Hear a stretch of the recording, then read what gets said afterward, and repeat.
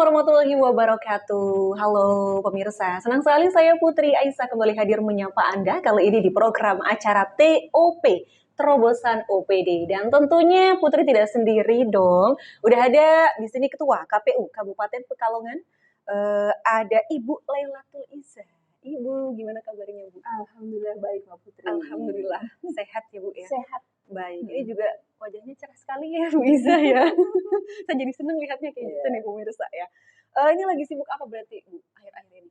Kalau akhir-akhir ini kita lebih ke internal ya, berarti kayak rutinitas di perkantoran, ya, aktivitas perkantoran karena pasca tahapan atau post election itu kita tetap ada yang namanya merapikan arsip, kemudian juga ada beberapa hal yang harus diselesaikan seperti administrasi perkantoran yang memang ini ya tiap bulan seperti baik kaitannya dengan pegawai dan juga kerja-kerja karena selain itu kita tetap ada yang namanya rakor dengan baik provinsi maupun RI tapi lewat Zoom.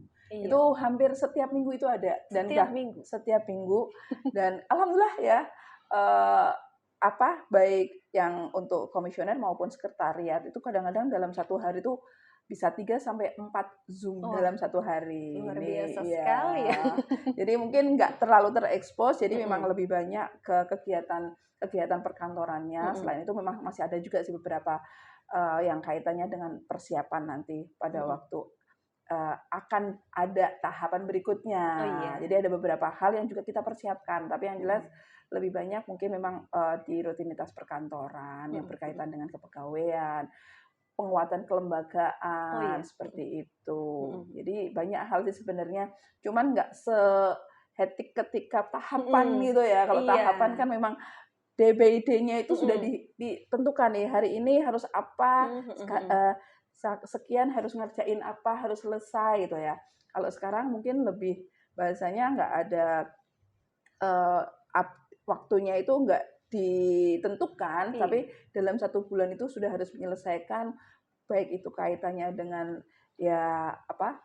perkantoran ya, jasa kelembagaan, nah terus penguatan kelembagaan. Jadi masa non tahapan ini kita juga kemudian ya bahasanya lebih membekali diri dengan pengetahuan-pengetahuan. Kemarin mungkin ada beberapa hal yang berkaitan dengan regulasi ya, itu yang kemudian ini kita lakukan untuk kemudian ya semacam bintek dan sebagainya, ataupun lebih rakor dan ya untuk penguatan kelembagaan itu yang kami laksanakan. Oke, baik. Nah ini ya Mitra RKS ya. Kita hadirkan Ibu Lailatul Iza. Tentunya saya juga penasaran ini Bu Iza ya. Kira-kira KPU setelah pemilu usai, apa sih yang dikerjakan kayak gitu? Soalnya saya juga bingung, iya ya kalau misalnya pemilu usai, KPU ngapain aja? Kita penasaran nih. Oh iya. Makanya nih pemirsa kita mengangkat tema kali ini mengenai apa yang dilakukan KPU setelah pemilu. Nah, gimana ini Bu Iza? Oh iya, sebenarnya banyak ya yang kami kerjakan setelah pemilu gitu ya. Tadi satu yang kaitannya dengan perkantoran ya. Terus yang kedua ini yang kaitannya dengan persiapan untuk tahapan berikutnya. Nah, tahapan baik pemilu maupun pilkada berikutnya ini sudah harus dipersiapkan dari sekarang. Salah satunya ketika kemarin ada tahapan pemilu maupun pilkada, ini kan ada evaluasi. Setiap tahapan itu dievaluasi, setiap kegiatan dievaluasi. Nah, dari hasil-hasil evaluasi ini, saat inilah pada non tahapan ini kita lihat lagi. Evaluasinya apa sih, rekomendasinya apa? Karena saat ini kita akan mempersiapkan untuk tahapan berikutnya. Nah, ini hasil-hasil evaluasi itu kita lihat lagi untuk persiapan. Seumpama kebetulan kalau saya kan divisinya adalah logistik. Nah, kemarin itu pada waktu kita dari penyiapan logistik, packing logistik sampai distribusi, itu apa saja sih? Apakah ada kendala, sudah baikkah atau bagaimana? Ini kita lihat lagi karena banyak hal yang disiapkan pada waktu satu item logistik aja itu banyak banget kan. Nah, itu kita sudah lihat itu. Oh, ini kayak kemarin pada waktu musim penghujan. Ini kemarin bagaimana sih kita penyiasatannya? Karena dari daerah Kabupaten Pekalongan ini kan dari mulai pesisir sampai pegunungan. Nah, ini kan oh perlakuannya kan berbeda. Mm-mm. Nah, ini kan perlakuannya berbeda pada kemarin, baik pemilu maupun pemilihan atau pilkada ini dilaksanakan pada musim penghujan. Iya. Nah, kalau sebelum-sebelumnya kan di musim kemarau ya, kalau kalau pas pemilu itu biasanya di bulan April sampai Juli gitu. Kalau kemarin kebetulan karena serentak itu dilaksanakan di Februari sama November, Mm-mm, di mm-mm. puncak-puncaknya musim penghujan. Nah, ini kan ada Iya benar. evaluasi dari apa yang kita lakukan. Salah Mm-mm. satunya sama, oh kita memprioritaskan yang daerah-daerah atas dulu Mm-mm, karena di sana mm-mm. rawan dengan longsor. Iya benar. Nah, ini kita kemudian ini kemarin oh ternyata dari hasil evaluasinya itu lumayan efektif gitu ya. Mm-mm. Ketika memang dari daerah atas itu yang didahulukan. Nah, seperti itu. Terus kemudian daerah bawah pun gimana? Karena ada ancaman rob juga Oh kan. iya Ya, untuk betul. memastikan itu logistiknya ini aman. Nah, ini evaluasi-evaluasi inilah yang kemudian kita lihat lagi, yang kemudian dari evaluasi ini untuk persiapan. Persiapan nanti bahwa oh nanti besok kalau untuk menyiapkan seumpama untuk TPS, penentuan lokasi TPS. Kemarin itu TPS-TPS-nya itu gimana? Sudah sesuai, aman, dan atau seperti apa? Nah, jadi evaluasi ini yang kemudian kita siapkan untuk persiapan di tahap berikutnya. Itu salah Mm-mm. satunya. Iya. Persiapan dari untuk tahapan berikutnya. Terus Iya. yang kedua, ini yang nggak kalah penting dalam persiapan itu kan kalau untuk pemilu anggaran itu ada di Oh KPU iya. RI ya karena Mm-mm. pakainya APBN. Nah, kalau pilkada ini kan pakai anggaran daerah. Nah, Mm-mm. ini kita juga sudah mulai persiapkan, kita bikin RAP dari sekarang. Mm-mm. Oh. Jadi dari RAP kemarin Mm-mm. realisasinya itu kita lihat lagi dan kita sudah bikin dan alhamdulillah untuk RAP pilkada berikutnya kita Mm-mm. sudah siap. Oh, Tinggal sudah nanti siap ya. kalau iya sudah siap, sudah kita selesaikan jadi Mm-mm. ya. Kita Mm-mm. sudah selesaikan. Jadi nanti kalau seumpama eh, diundang untuk kemudian ya semacam Mm-mm. koordinasi dengan Pemda kita sudah siap. Jadi Mm-mm. kita sudah siap berapa besarannya, Mm-mm. untuk apa saja, Mm-mm. dan nanti perkiraan-perkiraan jumlah TPS, jumlah pemilih, Mm-mm. karena itu berkaitan dengan logistik dan Iya. sebagainya, kita sudah siapkan. Mm-mm. Jadi itu salah satu ya yang Mm-mm. kita laksanakan ketika non tahapan. Jadi pada waktu Tahapan. tidak ada tahapan ini kita lebih salah satunya itu Mm-mm. lebih menyiapkan di persiapan. Terus yang kedua ini kaitannya dengan pemutakhiran data pemilih Iya. berkelanjutan. Mm-mm. Jadi ada namanya pemutahiran data pemilih berkelanjutan di mana pemilih ini kan dinamis, sifatnya kan dinamis ya. Ada yang kemudian pindah, baik Mm-mm. pindah kota ya, keluar kota maupun masuk kota Kabupaten Mm-mm. Pekalongan, maupun pindah alam, Pindah alam. meninggal. Oh iya. Benar sekali. Ya, Pindah alam. itu kan yang menyebabkan perubahan juga nanti di data Mm-mm. pemilih. Benar. Nah, ini kita juga lakukan namanya pemutakhiran data pemilih Mm-mm. berkelanjutan. Iya. Setiap 3 bulan sekali ini kita plenokan. Mm-mm. Nanti kita di situ update bahwa oh sekarang pemilihnya bertambah karena kan selain tadi ada yang pindah ya, ada juga kan pemilih pemula yang Oh iya. pada waktu kita mutakhirkan itu mereka sekarang usianya 17 tahun. Mm-mm. Padahal kemarin pada waktu yang terakhir kan pilkada ya, Mm-mm. mereka belum 17 berarti kan Mm-mm. belum masuk ke daftar Iya. pemilih. Mm-mm. Nah, ini tidak usah menunggu nanti adanya coklit pada waktu tahapan, Mm-mm. dari sekarang sudah masuk. Jadi nanti pada waktu tahapan ini Mm-mm. nama-nama pemilih yang memang sudah harus masuk itu sudah dari sekarang sudah masuk. Jadi Mm-mm. tinggal kalaupun pemutakhiran tidak sebanyak ketika sebelum-sebelumnya Iya. seperti itu. Mm-mm. Jadi itu Mbak salah satunya. Ada Mm-mm. lagi ya kaitannya dengan pendidikan pemilih ataupun pendidikan demokrasi. Mm-mm. Nah, karena adanya waktu yang cukup longgar lah ya, walaupun banyak kegiatan lain, untuk kemudian kita memaksimalkan di pendidikan pemilih Iya. ataupun sosialisasi. Mm-mm. Nah, ini makanya salah satunya ketika diundang ke Mm-mm. RKS ini, saya berterima kasih. Iya. Ini salah satu bentuk juga. sosialisasi kita, pendidikan pemilih kita, bahwa kita bekerja sama dengan banyak pihak. Mm-mm.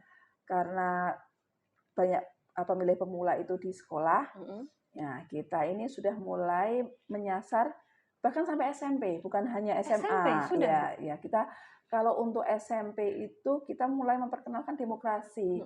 Karena kan di SMP ataupun MTS ini kan mereka sudah ada pemilihan ketua OSIS. Iya, Nah, benar. itu salah satu bentuk wujud demokrasi yang mereka jalankan, ya kan. Nah, di situ kita juga memberikan pendidikan pemilih. Apa sih pentingnya demokrasi?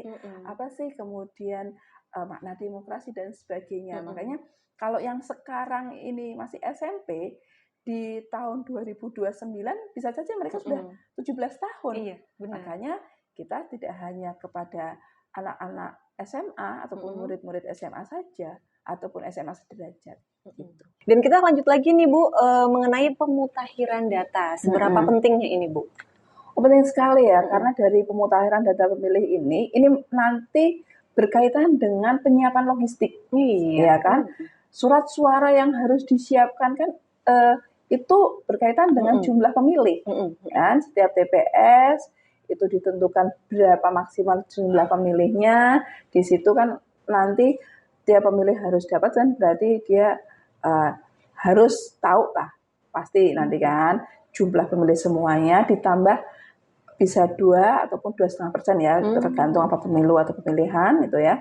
Nah, kalau pemilu kan ditambah 2% dari jumlah itu. Nah, ini kan berarti kita harus tahu persis nih jumlah pemilihnya berapa, karena itu salah satunya untuk menentukan jumlah logistiknya. Terus jumlah TPS-nya, karena dari jumlah pemilih ini kan kita akan bagi, nanti kita akan ketemu jumlah TPS-nya seperti itu. Jadi kita dari jumlah pemilih ini penting banget. Terus kita juga bisa tahu nanti kaitannya dengan tingkat partisipasi dari pemilih ini, Jadi ya sangat penting sekali ya. Makanya biasanya pemutahiran data pemilih ini jadi sorotan juga. Karena dari data pemilih ini kita harus memastikan bahwa seluruh warga negara ataupun warga Kabupaten Pekalongan ini dipastikan mereka bisa memberikan hak suaranya. Makanya ya dalam tahapan pemilih ini, kalau di tahapannya juga lumayan panjang ya, dari coklit menjadi DPS, ada uji publik, kemudian sampai menjadi DPT. Nah, kalau sekarang di non tahapan ini pemutahiran data pemilih itu tetap dilaksanakan. Karena dari sekarang juga pemilih pemula bisa juga langsung masuk, kemudian yang TMS ya tidak memenuhi syarat, baik mungkin pindah keluar dari Kabupaten Pekalongan ataupun meninggal, ini juga kemudian sudah kita hapus. Jadi nanti data pemilihnya itu ya sudah valid mutakhir gitu. Ada juga kan yang kaitannya dengan anggota TNI Polri, mereka kan tidak punya hak pilih. Nah, yang dari mungkin yang tadinya masyarakat sipil, ternyata dia diterima menjadi anggota TNI Polri. Nah, secara otomatis mereka kan kita pastikan tidak masuk ke daftar pemilih.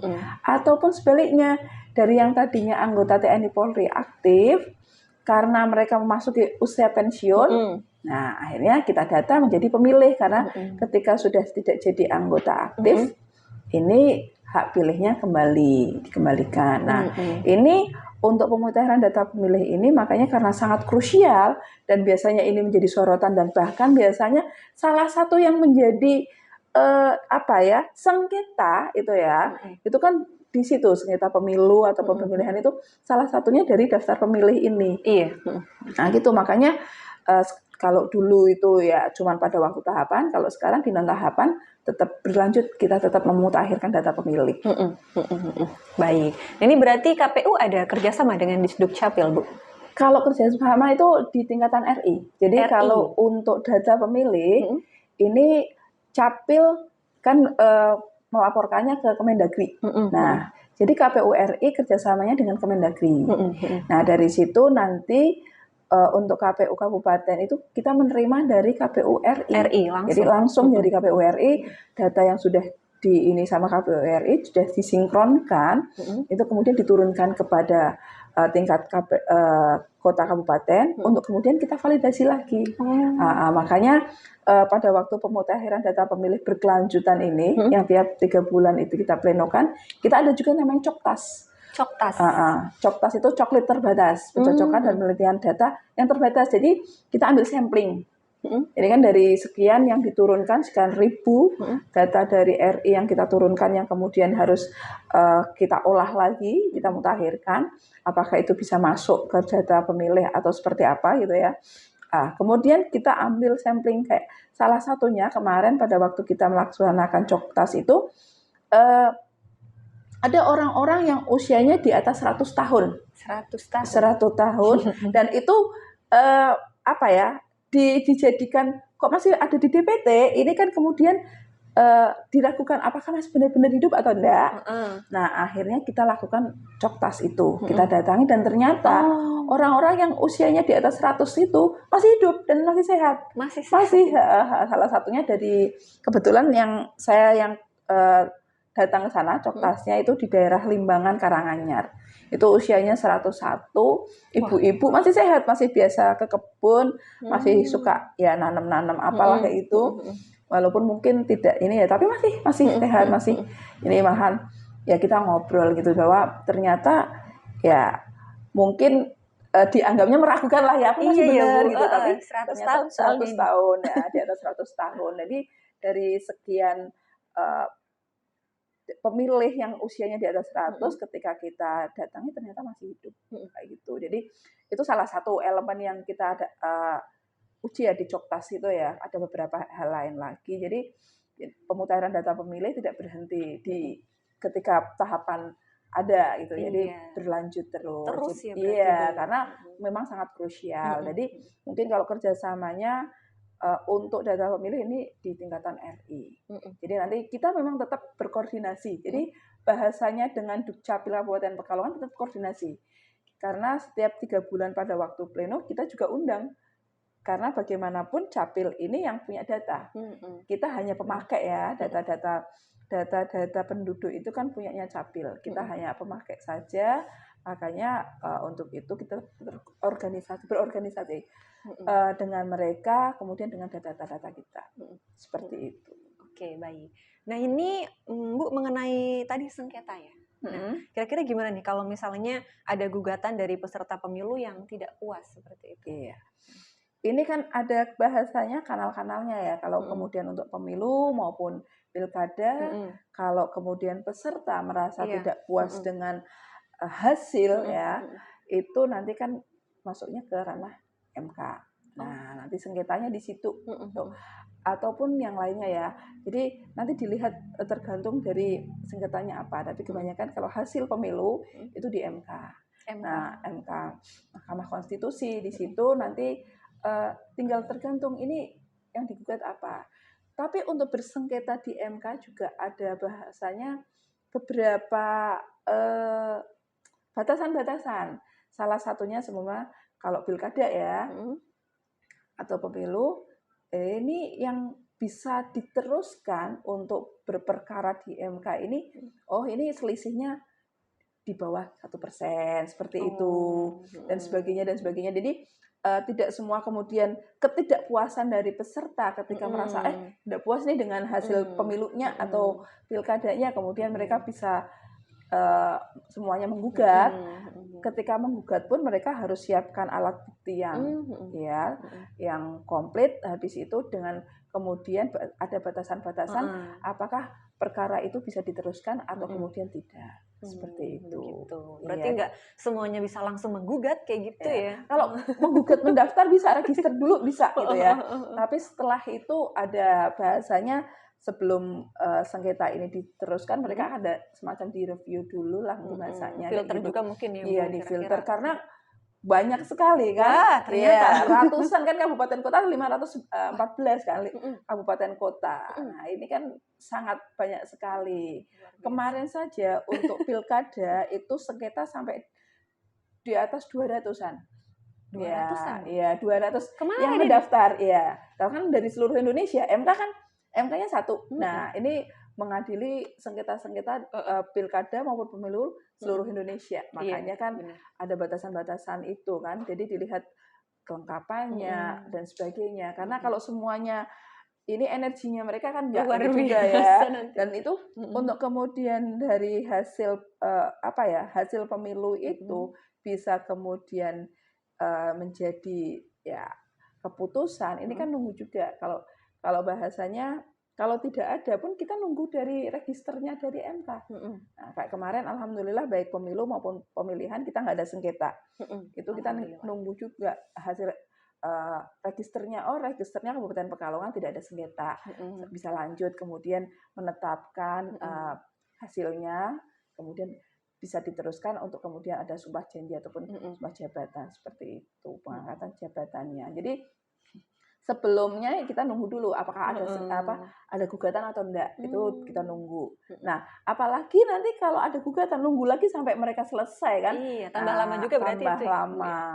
Masih kemarin aja masih di bulan-bulan kemarin itu kan masih ada beberapa kabupaten kota yang baru selesai untuk karena memang ada yang sampai PSU kan.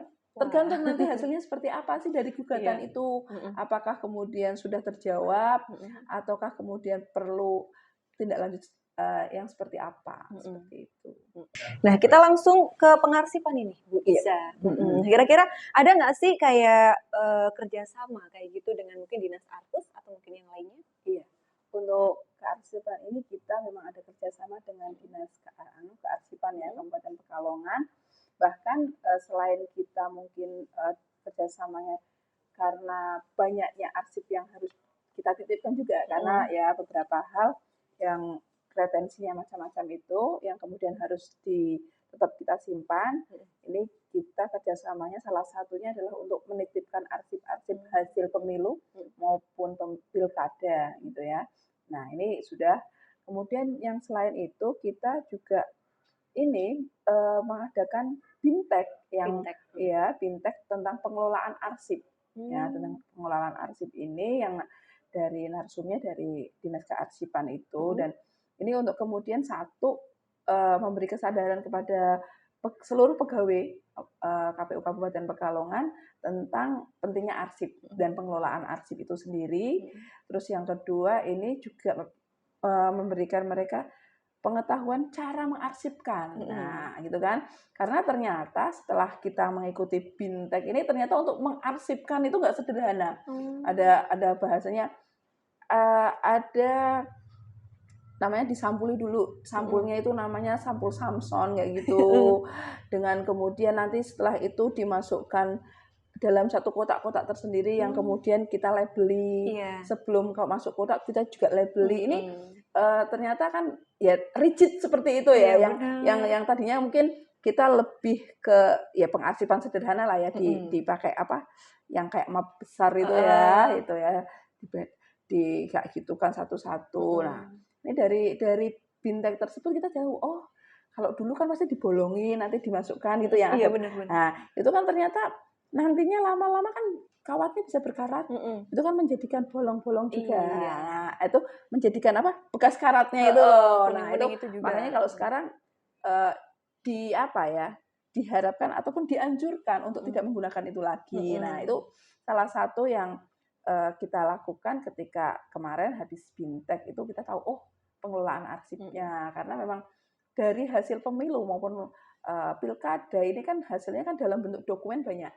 Nah, itu satu. Terus yang kedua, dokumen-dokumen itu kan tidak hanya dalam bentuk arsip ini tidak hanya dalam bentuk dokumen. Ada juga yang arsip dalam bentuk foto, video. Nah, ini juga kita harus aware lagi lah ya, karena kemudian ini nanti yang akan menjadikan perjalanan, oh kemarin itu seperti apa sih? Nah, itu salah satunya. Jadi kita memang ada kerjasama dan salah satunya itu ketika kita bintek ini banyak hal. Nah, kemudian untuk kearsipan ini menambah arsip, salah satunya kita juga bikin buku ya yang menceritakan sih apa-apa saja ataupun perjalanan dari tahapan pemilu maupun pilkada itu sendiri. Jadi untuk yang kaitannya dengan arsip itu yang dalam bentuk HAT ya, kita sudah seperti itulah pengelolaannya. Nah, karena sekarang ini masanya masa era digital, untuk membackup arsip-arsip yang HAT ini kita juga namanya dialih mediakan.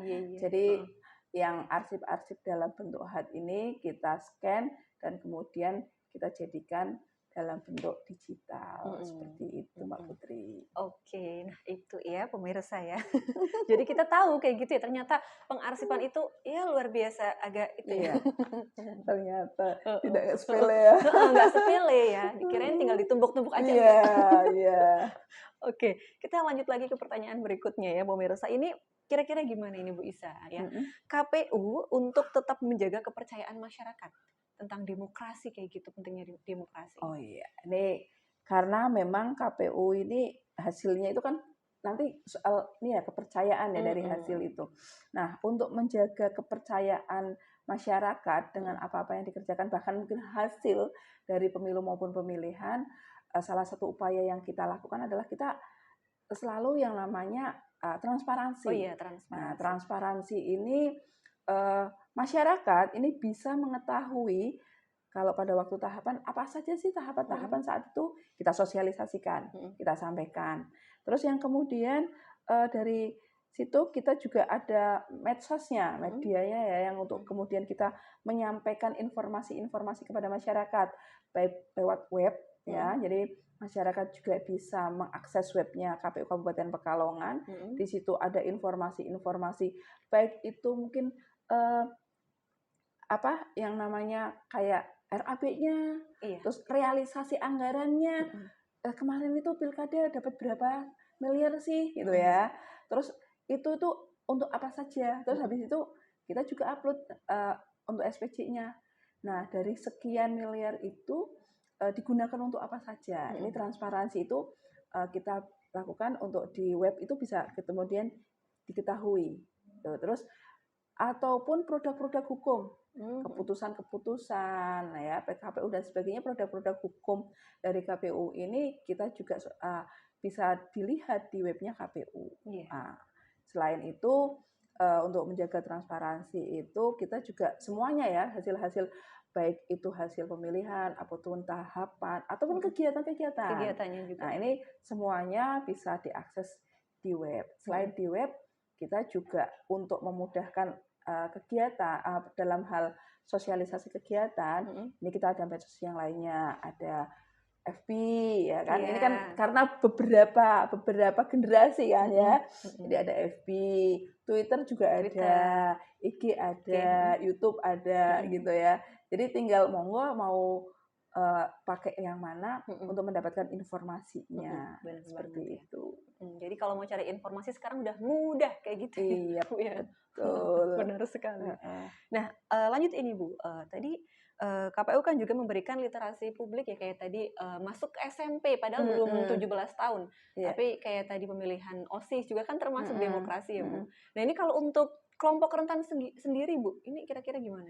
Oh iya, untuk kelompok rentan, ini mungkin salah satunya ya, karena kelompok rentan itu ada beberapa bagian juga, salah satunya dengan disabilitas. Iya, Nah, disabilitas. ini kita juga sudah melibatkan untuk kelompok disabilitas ini dalam hal pendidikan pemilih ataupun pendidikan demokrasi. Jadi banyak kita melibatkan, salah satunya ya pada waktu nanti kalau di tahapan itu kita mempersilahkan mereka bisa jadi penyelenggara. Nah, jadi tidak menutup kemungkinan bagi kaum disabil yang memenuhi syarat untuk bisa menjadi bagian jadi penyelenggara. Apakah itu di TPS, PPS, PPK, bahkan mungkin kalau mau jadi komisioner KPU bisa gitu ya. Dan dulu itu memang ada teman-teman disabil yang memang terlibat menjadi penyelenggara. Oh. Iya, ya cuman tidak banyak ya teman-teman disabil yang bisa jadi penyelenggara karena kaitannya berbenturan dengan administrasi. Nah, jadi untuk jadi penyelenggara itu kan ada beberapa persyaratan. Salah satunya ijazahnya harus SMA ataupun kemudian beberapa hal lagi yakin. Nah, itu yang menyebabkan biasanya terbenturnya di situ. Jadi tapi yang jelas kita membuka peluang yang sama bukan bagi kaum disabil kalau mereka mau menjadi penyelenggara itu bisa. Nah, selama persyaratan itu terpenuhi seperti itu. Terus selain terlibat menjadi penyelenggara, mereka juga kita libatkan dalam tahapan-tahapan itu. Salah satunya kita juga mendatangi mereka ataupun mengundang mereka dalam hal pendidikan pemilih, memberikan informasi kaitannya tahapan, memberikan informasi kaitannya dengan pemilihan itu sendiri maupun pemilu dan sebagainya ya, sehingga harapannya kaum disabil ini tidak ketinggalan informasi. Dan kemudian kita juga sampaikan kepada mereka yang memang sudah melek teknologi gitu ya, untuk kemudian bisa mengakses medsosnya KPU seperti itu. Oke, nah itu tadi ya pemirsa ya. Ternyata setelah usai pemilunya, KPU masih sibuk kayak gitu ya berarti ya Bu Isa ya. Soalnya mungkin kayak masyarakat awam, saya juga ya kadang iya KPU ternyata masih banyak pekerjaannya setelah pemilu usai. Saya kira berarti leren ya istirahat, ternyata tidak ada istirahatnya. Nah ini aduh, sayang sekali nih Bu Isa udah habis waktunya. Iya. Padahal masih ingin bincang-bincang bareng Bu Isa. Mungkin lain Nah, waktu ya bisa nanti iya, lagi. bisa lain waktu ataupun dengan komisioner yang lainnya. Iya, siap. Biar tahu kegiatannya apa saja sih. Iya, benar. Kepo juga soalnya kita ya. Oke deh, makasih Bu Isa sudah main ke sini ya. Sama-sama Mbak Putri, terima kasih sudah mengundang. Baik, pemirsa, berhubung waktunya habis, jadi harus kita akhiri pertemuan kita. Nanti kita ketemu lagi kapan-kapan. Bye-bye. Wassalamualaikum warahmatullahi wabarakatuh.